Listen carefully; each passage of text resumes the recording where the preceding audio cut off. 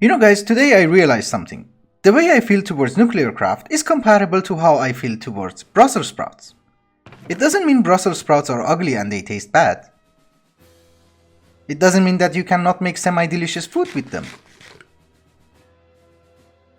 It doesn't mean they cannot be useful. It also doesn't mean they aren't healthy. In fact, they're full of vitamins and nutrients, so they're actually good for you. It also doesn't mean that they are not a miracle of evolution or that I blame evolution for their existence. It just means I don't like them.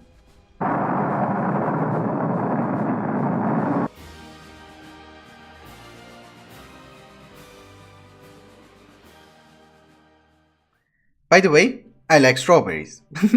Anyhow, hello everyone and welcome to episode 8 of Project Ozone 3. How are you doing? How's life?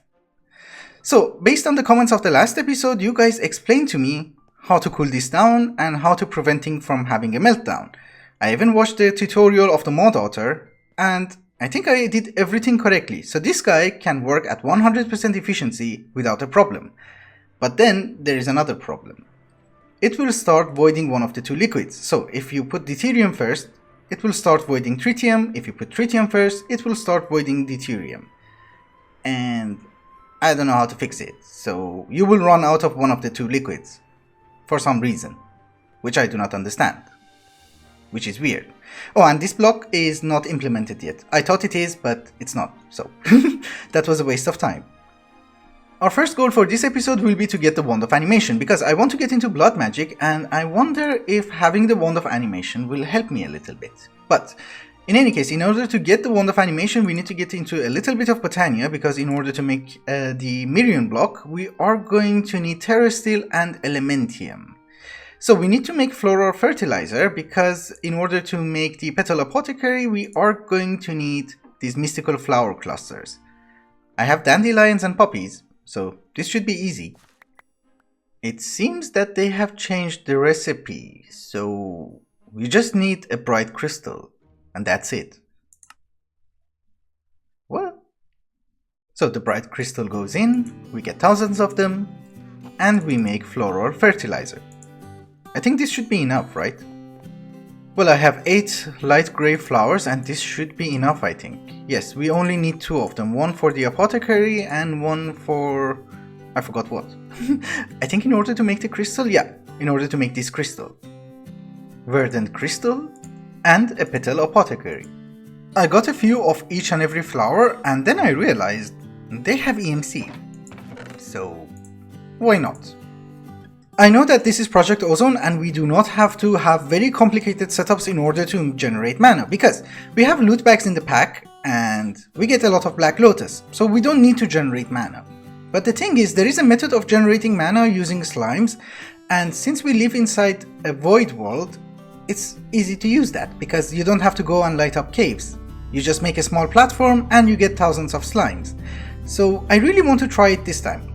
In any case, I just want to say that this is going to be a very temporary setup until we get Mirion, and then we will have a very complicated Botania area later on. Today, I just want Mirion. So let us start by making 2 pure daisies. So we are going to need water, 4 of you, and 1 seed. Oh, you can't do that. Can I do you? Oh, cool. We have 1. And 2. 1 for living rock and 1 for living wood. Let us also make an endo flame, which I think the recipe was like this. Yep, cool. 1 mana pool and 1 mana spreader. And 1 wand of the forest. So the endo flame is hooked up to the mana spreader and the mana spreader is hooked up to the mana pool. So if we give you coal, you should burn it.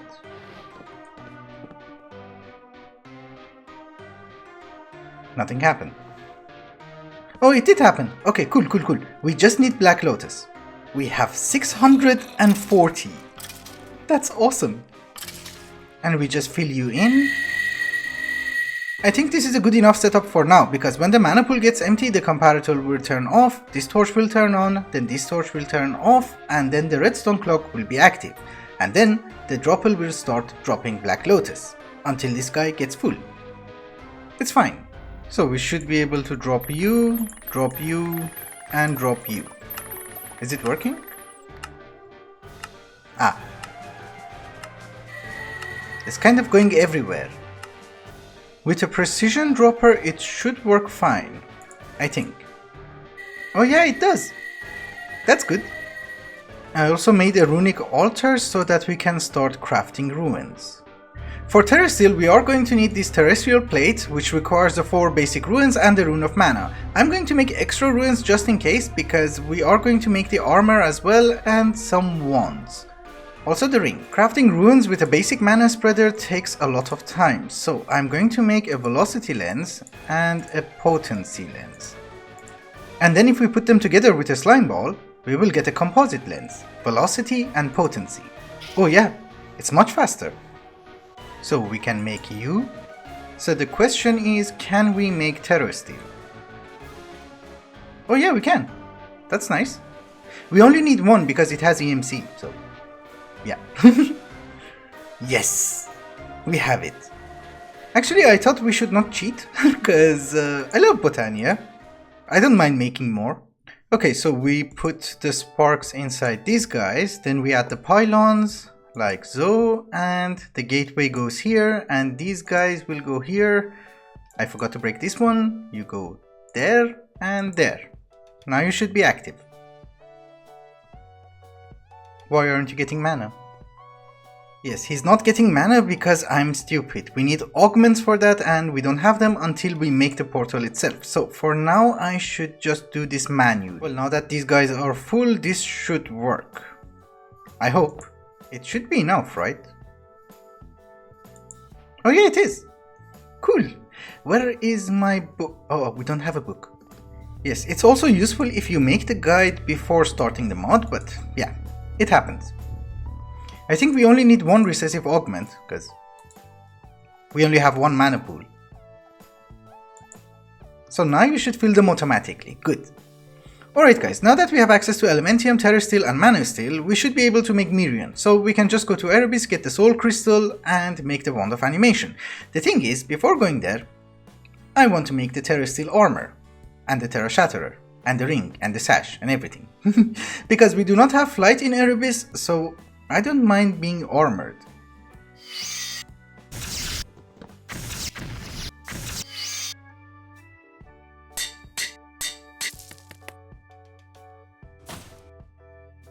Okay, so it's been a while later, and I think we are almost ready to go. I have decent armor protection, I made some trinkets from Botania, which should help us in any sort of fight.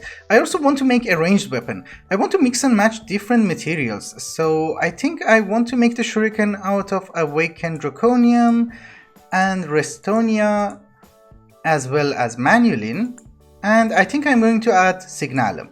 Actually, I think I should skip on Signalum because the Awakened Knife Blade does ton more damage, so between this and Signalum, I prefer more damage. Also, I'm going to make a dislocator because waystones are not the best. Yes, this is a much better way of traveling. Also, I checked the recipe on the Transmutation Tablet and I realized we already have everything. This is the Transmutation Table and it's so easy to make. Let's just make a few copies of this in case I screw things up. And now we should be able to make the Transmutation Tablet. EMC on the go. Also, judging by the recipe, the Tome of Knowledge has to wait a little bit, cause that's not gonna happen anytime soon. Oh, and by the way, before we go, there is something else that I want to do. I realized that the recipe for the creative modifier in Tinkers is just this. So all we need is aluminium brass, alumite, and crystalline. And I already made aluminium brass and alumite in the smeltery, so we just need one ingot. So one more stack of crystalline and we should be able to make this. Oh, it's only enough for 10. Actually, it's enough for 16 because I ran out of brass. The sword is almost maxed out and does 40 damage and the shuriken does 20, which is not that bad. I know that I can get this sword from the quest, but the problem is it requires a trophy, which I do not have, so it has to wait a little bit. See you on the other side. So I just spawned in and I've been attacked by 4 wasps. That was very fun. Anyway, we need to find the antlion and I think I have to find a volcanic something biome. Let me do that and I'll bring you back.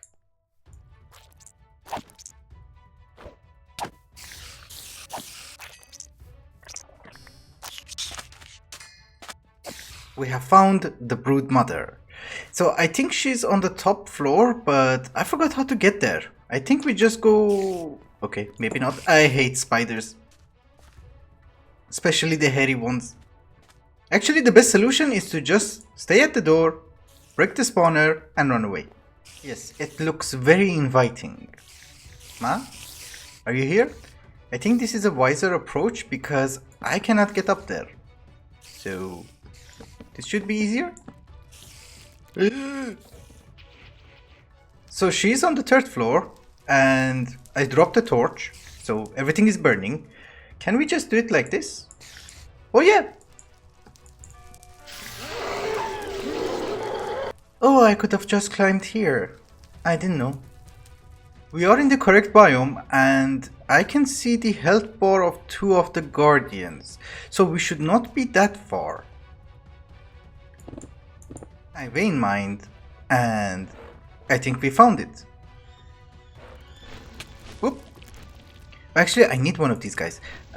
So, we take you. I don't want to do the maze itself, so we might go a little bit cheaty. I have to find the corners. I vein mined, and... well, it should be easy to locate corners now. This is one of the corners, and in each corner, as you know, there is one guardian. We need to fight each guardian in order to get his keystone. Once we have all 4 keystones, we should be able to unlock the pyramid and fight the Antlion King. The problem is, when you want to mine these blocks, they will turn into lava. So that's a problem. I have an idea. We're going to use the Rod of the Shifting Crust and replace them with cobblestone. And then we can just mine the cobblestone, I guess.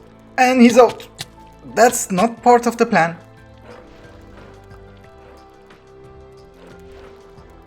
Don't drop it into lava, please. Can you follow me? I mean... yes. Okay, we have it. It's fine. Corner number 2.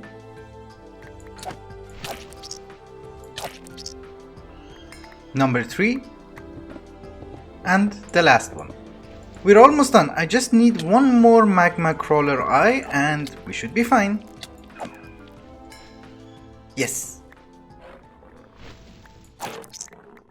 So you go here, you go there, you go there, and the yellow one goes here. And you just need 8 of everything, because the center one is the portal. Ah, I thought you need 9.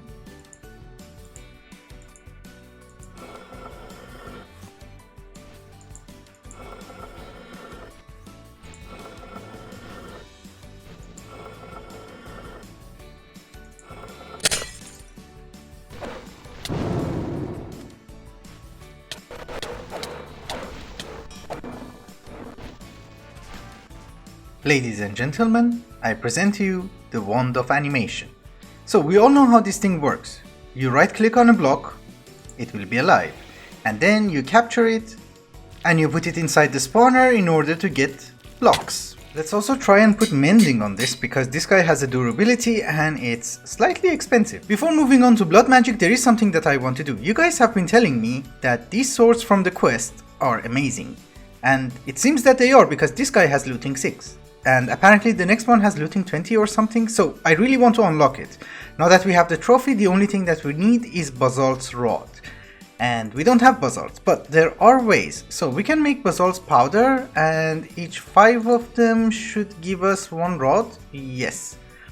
So we need like 1000 Basalt's Powder. Or we can make the doll. Let's make the doll. We need a barrel, we need pyrotium, and we need the doll. We should work, right? Yes. And he's ready. That was a lot of basalts, but I think we have plenty. So, will you unlock it? Yes. I do not understand. I did everything, so why can't I claim you? Oh, you have another tab. Oh, you need the first sword. Here? The thing is, it's not a bad sword, but it's not even comparable to the third sword, which has looting 20, repair 4, and knockback 3, and does 50 damage. This is awesome. I wonder what the fourth one is, but the problem is for the third one we are going to need a Void Star, and we're not there yet. So for now I'm stuck with this. In order to get into blood magic, you're going to need two different types of energies, if you want to call them that. One of them is the demonic will, which you need in order to craft items, and the other one is LP or life points, which apparently sounds better than blood. So yeah, you need that in order to do rituals. So the first time that you need to get demonic will in order to make the blood altar itself, this is a demonic will, you're going to need some rudimentary snares. We need to spawn some mobs. I'm using a husk. When you have some mobs, you should throw the rudimentary snares on them, and then they will have white particles. And if you kill them, you will get a demonic will. Yes, we have a demonic will. Good, we need one more. When you hover over the demonic wills that you have gathered, you will notice that they have a value. We're going to use the least value for making the blood altar itself. And then you're going to need a Hellfire Forge. Having a lot of demonic will in your inventory like this will get confusing very soon, and it will fill up your inventory. So we're going to make a Tartaric gem, which is like a backpack for your demonic will. So in order to make it, we are going to need one demonic will. This is 3.6 and this one is 1.3. So if we put this in the middle, it will craft it for us. We have one petty Tartaric gem. And this one is now empty, so it's not functioning anymore. This is why for crafting you are going to need demonic will. All four of them are now ready. It's always advisable to make more than one, because in order to upgrade a petty Tartaric gem, you're going to need another Tartaric gem. So you need more than one. You also need one in order to make the sentient sword. So, oh, it's just an iron sword. Okay, fine. So a sentient sword does not need a demonic will in order to be crafted, but you still need to put something here. Now we have our sentient sword. So now that we have the sentient sword, we do not need to use rudimentary snares anymore, and we can gather demonic will by using this sword only. So this Tartaric gem is now empty, and if we kill mobs with the sword, which could take some time, they have 80 health. Okay, we need to upgrade the sword first. I put sharpness 5 and mending on it, and we just got 4 points. Okay, well at least this guy is full. Oh, cows. What are you? Tree oil. Liquid lithium. Okay. The problem is that these cows have a cooldown, so yeah, it could take hours to use these. You are crystallized water. Huh. So I don't need you. Oh. Crap. I forgot. So this is how you gather demonic will in order to do crafting inside the Hellfire Forge. But demonic will also has other uses. So for instance, if your Tartaric gem, even the Grand Tartaric gem, is full of demonic will, your sentient sword will do much more damage. You can make these crystals, and you can make all these blocks. And you can also wear the sentient armor itself, which, if you have demonic will, it will give you buffs. So it's very useful. Now we need to gather LP. So we are going to do self-sacrifice. The first item that we are going to need from the altar itself is a weak blood orb. So that's 1 diamond and 1000 LP. And it's ready. Actually, when you claim the quest, it will give you a divination sigil and some rudimentary snares. But anyway, now that we have the weak blood orb, I made an incense altar. This will help you when doing self-sacrifice. So if we put it down here, my dagger should glow somehow. Oh yeah, okay. Now it's fine. So now we don't have to stab ourselves 10 times. You just do it once. And everything goes inside. Now we need to upgrade the blood altar to the next tier, and for that we're going to need slates. Slates is just stone inside the blood altar with 1000 LP. So we already have one. We need 2 because I want to try something. Upgrading the blood altar is very difficult because you're going to need a lot of blank ruins for the structure, and you're going to need a lot of these. And some of them are actually very difficult to make. So I want to see if we can cheat and use the wand of animation. Then I just only need 1. Oh, we can! That's awesome. And they do actually drop the runes. That's so nice. So the thing is, I already know how to make the tier 2 because it's relatively easy, but if you don't know, there is actually a book which can help you and give you a build guide. I think it's the red one, yeah, this one. So if you make this, which is just a book inside your blood altar, it will give you this and it will help you in building it. But the second tier is very easy, you just need 8 blank runes and that's it. It's now tier 2. The second blood orb requires 5000 LP and a tier 2 blood altar with a redstone. So we're going to put you here and you have 5000 LP. Fine, so we give you a little bit more. Yeah, that's fine. The Apprentice Blood Orb. This is the hologram of the tier 5 blood altar. The idea behind making a higher tier blood altar is that you can make more runes and it will be more efficient, it can have bigger capacity, it can craft faster, and you can do a lot of neat stuff.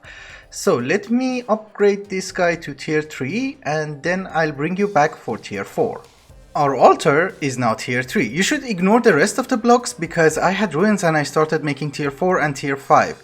But tier 4 is not complete because we're going to need this guy, a large bloodstone tile.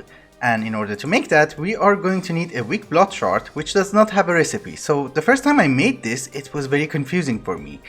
But let's get it together. Oh, and by the way, I had to upgrade my Tartaric gems because in order to craft the thing that we're going to need, we needed a lot of demonic will. So first we do this.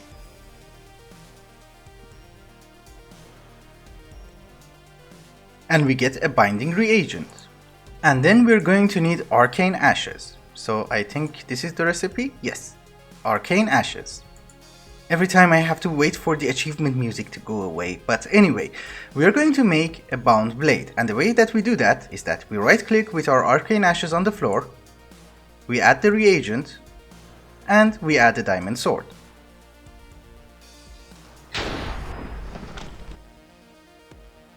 And now we have a bound blade, and if you hold shift and right click, it will turn into a sword. And it starts damaging you because we do not have any blood in our blood network. So if you right click with your divination sigil, it will tell you that you have 0 life points. In order to get life points, we need you. Okay, we right click, this is bound to us, and we put it on top of the altar. We don't take damage anymore. So when you kill mobs with the bound blade, there is a chance of you getting the blood shard. There is a small chance, so this could take some time. We only have one. I need one more because one of the orbs requires an extra one, so we need more. Now we can make this and put it on top. Now the altar is tier 4. Actually, right now it's tier 5 because for tier 5 you just need beacons, and beacons are supposed to be expensive in vanilla, but for us it's literally nothing. So now we can make the master blood orb, and for that we just need a blood shard and 40,000 LP. So we put you here and we have 47,000. That should be more than enough. And the master blood orb. Cool. For the Archmage Blood Orb, we are going to need 80,000 LP and a Nether Star. And we have 1 million Nether Stars, which is awesome.